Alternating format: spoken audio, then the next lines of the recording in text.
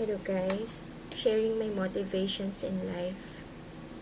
Lahat tayo may kanya-kanyang pinagdadaanan. Lahat tayo may krus na pinapasan.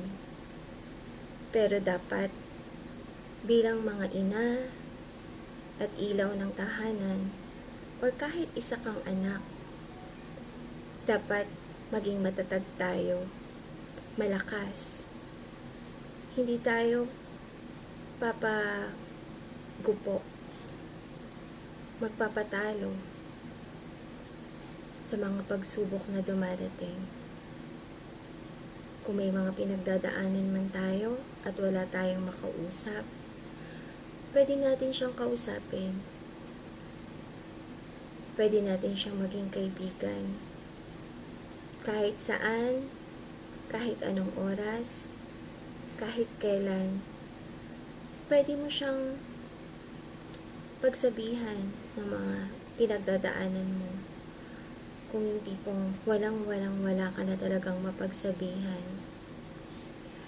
pwede mo siyang maging best friend, maging secret keeper. Andyan lang siya palagi.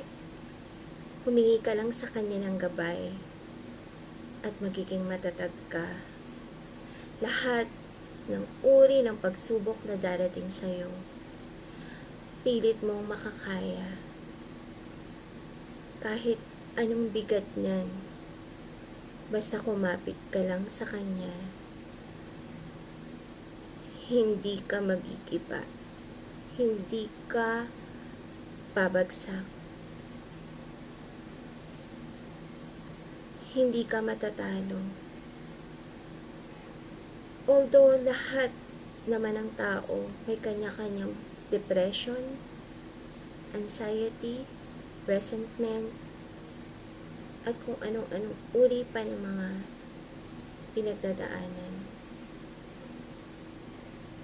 Pero pag yan ang meron ka, ang tiwala, ang pananalig sa Kanya, lahat yan, kayang-kaya mo. Wala lang yan. Wala lang yan sa mga pagdadaanan mo pa. Pwede kang umiyak. Pwede kang sumigaw. Hanggat kung anong kaya mo para ma-relieve ang mga nararamdaman mo. Willing siyang makinig, willing siyang saluhin lahat. Lahat ng mga gusto mong sabihin, ng mga gusto mong ibato sa Kanya. Kaya kaibigan, kapatid,